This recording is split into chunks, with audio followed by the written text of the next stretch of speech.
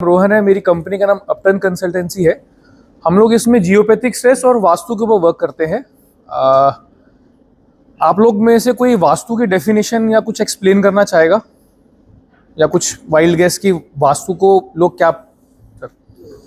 मेरे अकॉर्डिंगली वास्तु मतलब right positioning of placing different products, या जिस डायरेक्शन में जो सूट करता है उसको वहाँ रखा जाए। करेक्ट। सो साइंस कह लीजिए या वास्तु कह लीजिए, कोई भी चीज़ को ना हम लोग वाइब्रेशन से कैलकुलेट करते हैं इन एवरी फील्ड। हम लोग पहले पढ़ते थे VIBGYOR 7 visible colours from 300 nanometre to 700 nanometres. तो उसके लिए जो ये स्टडी होती है वास्तु को, उससे हम उसको स्टडी करके उससे काम करते हैं।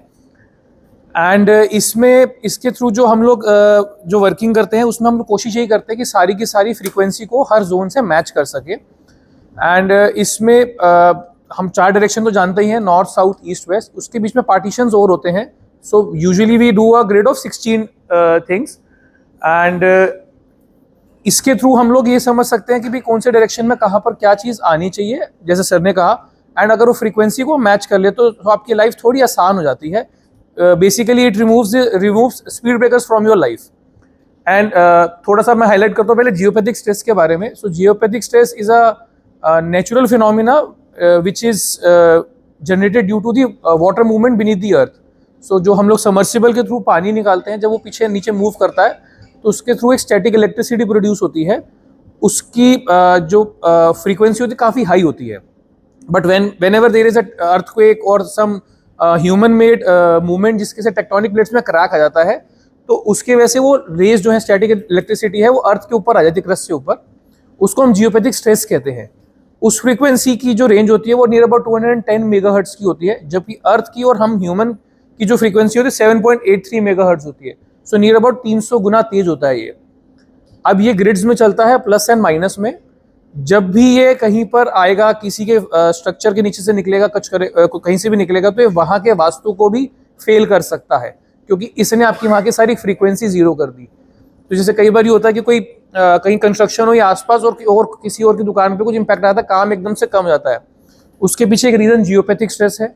आप लोग कभी सैर करने जाते हैं सर, तो नेचर में जाते रहते हैं, तो कई बारी नीम के पेड़ में भी गांठें होती हैं, या टेढ़े मेढ़े से पेड़ होते हैं, या कई 100 पेड़ के बीच में से एक आध लाइन होती है जो बिल्कुल ही सूखी होती है। वो is due to geopathic stress only.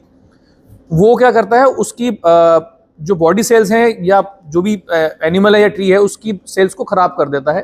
For human, red and white blood cells का प्रोसेस है, उसको ब्रेक कर देगा, ये एक्स्ट्रा बनना शुरू हो जाएगा, जिसके से काफ़ी प्रॉब्लम्स आती हैं। इसमें सबसे कॉमन जो आज की डेट में स्टडी जो कहा जाता है कि फर्स्ट स्टेज ऑफ कैंसर दी जाता है, जिसमें अनहैबिचुअल रीजन की वजह से, जैसे कोई ड्रिंक नहीं करता है, गुटखा नहीं खाता, फिर भी उसको अगर कोई कैंसर हो जाता है, तो उसका एक मेजर रीजन ये भी सामने आया है। Then infertility, fluctuation of BP का बड़ा कॉमन है। Hypertension and miscarriages. अगर कोई फैक्ट्री है तो वहाँ की मशीन का बार बार नई मशीन होने के बाद भी अगर खराब हो रही है तो मशीन फेलियर उसके वजह से हो सकता है। कोई स्टॉक कहीं पर जो पड़ा आपका गोदाम में वो फंस सकता है। ऑर्डर्स या चलते ऑफिस भी बंद हो सकते हैं, ये इतना स्ट्रांग होता है। देन वास्तु डिफेक्ट्स की बात करें तो वास्तु में बेसिकली जो हम जो डायरेक्शंस पढ़ते हैं उसमें उनका क्राइटेरिया होता है कुछ। आप एक चाहे तो एक बार सारा नोट भी कर सकते हैं। I can explain it in detail. So basically we starts from north, then we go east, then south, then west. इनके बीच में जो डायरेक्शंस आती हैं वो आती है NNE, that is north north east, north east, east north east. अब मैं पहले नॉर्थ के बारे में बता देता हूँ। North represents money, finance and career. आप अभी इस चीज़ों को याद रखिएगा थोड़ा सा, इसके बाद मैं उसकी डिटेल्स बताऊंगा आपको। Then NNE is meditation, recovery area and health. NE is temple area, meditation. ENE is ladies health zone, ये वॉशिंग क्लोथ्स के लिए अच्छी जगह होती है, एंड बाथरूम जहाँ पर WC ना हो, नहाने के लिए basically. East is association, networking and growth.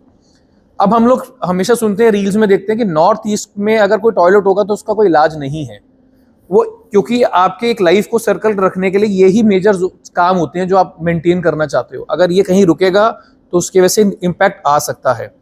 अगर आपको अगर WC वो वहां पर आ जाएगा तो वो क्या करेगा, वो नेगेटिव एनर्जी वहां देना स्टार्ट कर देगा इंस्टेड ऑफ हार्मोनाइज या प्रॉपर सॉर्टेड एनर्जी, जिसकी वजह से प्रॉब्लम्स बढ़ जाती है। Even that electrical master electrical panel of the house, कोई पूरी बिल्डिंग का इलेक्ट्रिकल पैनल अगर पूरी मेन जो पैनल होता है वो भी आ गया तो वो भी प्रॉब्लम दे सकता है।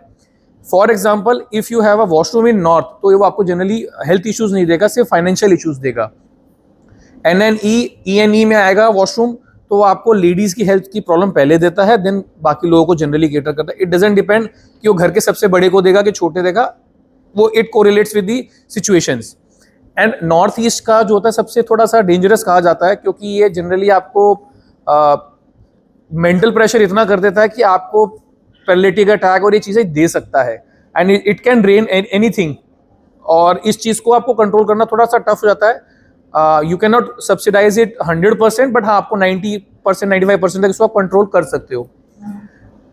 अगर आप अपने घर पे जाएंगे और घर के सेंटर में खड़े होके देखेंगे कि आपका कंपास में कि नॉर्थ से ईस्ट के बीच में क्या पड़ रहा है, और अगर वहाँ आपको WC किचन या कोई शाफ्ट दिखती है या स्टोर दिखता है, तो अगर आप तो कोरिलेट कर पाओगे कि ये वाली प्रॉब्लम्स इसकी वजह से आ सकती हैं।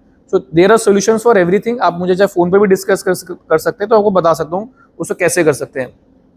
Then comes the east south east, south east, south east and south zone. So basically it is known as the fire zone, थोड़ा सा एक्सपेंशन है। एंड इसमें मेजरली आपकी किचन आनी चाहिए और या इलेक्ट्रिकल पैनल्स आने चाहिए। अगर ये सही जगह पे है तो कभी आपकी गाड़ी रुकेगी नहीं, कुछ ना कुछ करके गाड़ी चलती रहेगी, कभी भी नहीं रुकेगी। एक मेजर जोन होता है ईस्ट साउथ ईस्ट, कई लोग ज़्यादातर इसको मिस कर देते हैं। ये माइंड की क्लैरिटी के लिए होता है। If there is a store room in east south east तो वो आपको थिंकर बना देगा, बट डूअर नहीं बनाएगा। आप सोचते रहोगे कुछ करने के लिए, लेकिन आगे डिसीजन नहीं ले पाओगे व्हाट टू। तो ये जोन काफ़ी इंपॉर्टेंट होता है। Then comes the south west zone. South west में मेजरली रिलेशनशिप के साथ ज़्यादा जोन होता है। एंड इसमें मास्टर बेडरूम आपका होना चाहिए, आपके जो घर में सबसे बड़े हैं उन लोगों को वहाँ सोना चाहिए, और एक ऑफिस में भी कोनर की स्पेस वहाँ हो सकती है। इसमें वहाँ पर कुछ जोन एक मेजर होता है, आपका होता है west south west. This is for education. कोई अगर हायर स्टडीज़ में बच्चा है उसको वहाँ बैठ के ईस्ट की तरफ फेस करके पढ़ाई करता है तो उसको बड़ा बेनिफिट मिलता है। उसकी पढ़ाई 2 घंटे वाली पढ़ाई 20 मिनट में वो कर सकता है, तो उसका एक वो बेनिफिट मिल सकता है। Even that a professional can sit there and face towards east, तो उसको हमेशा उसकी एक्सपर्टीज बनी रहेगी। इफ़ यू हैव क्लटर और something wrong in this zone, तो जो आप जिस चीज़ के लिए जाने जाते हो मार्केट में वो भी ड्रॉप हो सकता है आपसे। फॉर एग्जाम्पल आप कोई पुराने ऑफिस में थे and you shifted to a new office, वहाँ अगर इस जोन में कोई दिक्कत है तो आपकी जो स्पेशलिटी थी वो खत्म होनी शुरू हो जाएगी, मार्केट में कुछ ना कुछ ड्रॉबैक आ जाएगा। Then comes the north west zone, it is known as the wind zone. इसमें जनरली हम लोग स्टॉक रूम या मार्केटिंग पर्सन्स को बैठाना पसंद करते हैं, जिससे वो फास्ट मूवमेंट में रहें और बिजनेस आता रहे, क्योंकि end of the day rotation बहुत ज़रूरी हर चीज़ की। अगर आप बेसिक वास्तु का मैं थोड़ा सा बता देता हूँ। When you enter in the house, उसकी मेजर एंट्रेंस काउंट होती है। Then comes the centre, Brahmasthan. If your Brahmasthan is good, ma'am जैसे एग्री करेंगे, अगर if your stomach is good everything is fine. अगर आपका सेंटर ठीक है तो आपकी 90% प्रॉब्लम वैसे ही कंट्रोल चलेगी। ये 2 चीज़ों को ध्यान रखोगे तो काफ़ी चीज़ें आसान हो जाती हैं। देन उसके बाद बाकी सारी चीज़ों को सिर्फ अलाइन करना होता है, कुछ कलर की ट्रीटमेंट से और बाकी चीज़ों से हो जाता है। कंस्ट्रक्शन जरूरी नहीं है कि हर चीज़ में या रेनोवेशन रिक्वायर्ड होती है, बिना उसके भी बहुत सारे सोल्यूशंस होते हैं, उसको करा जा सकता है। इसमें इसके अलावा हम लोग अदर सर्विसेज जो देते हैं, नेगेटिव रेडिएशन के ऊपर वर्किंग करते हैं, वो मशीन के थ्रू वर्क होता है। उससे उसी के थ्रू आप एडवांस वास्तु भी जिसको कह सकते हैं हम लोग, अगर कुछ माइन्यूट चीज़ें घर में गलत पड़ी हैं तो उसको आप उसको पकड़ सकते हैं मशीन के थ्रू एंड उसको कर सकते हैं। ह्यूमन ऑरा, हम ऑरा चेक कर सकते हैं इफ इट्स फाइन और नॉट। आज की डेट में वो मशीन कई हॉस्पिटल्स में डॉक्टर भी यूज़ कर रहे हैं to check what problem you are facing, उनको सोल्यूशंस क्या है। Then comes the gem compatibility. कई लोग स्टोन्स पहनते हैं कि वो जेम उनको सूट कर रहा है कि नहीं कर रहा है। एग्जाम्पल नीलम का, जिससे कई लोग बोलते हैं कि भी नीलम टेस्ट करना चाहिए। टेस्ट करने के बजाय if you want to get it check properly तो you can check it. Then Vastu for commercial places, जिसका कोई बिजनेस है, कोई वहाँ कोई नई जगह शिफ्ट कर रहा है और they want to expand, they can do it. तो ये इस तरीके से सारा वास्तु वर्क करता है। Thank you.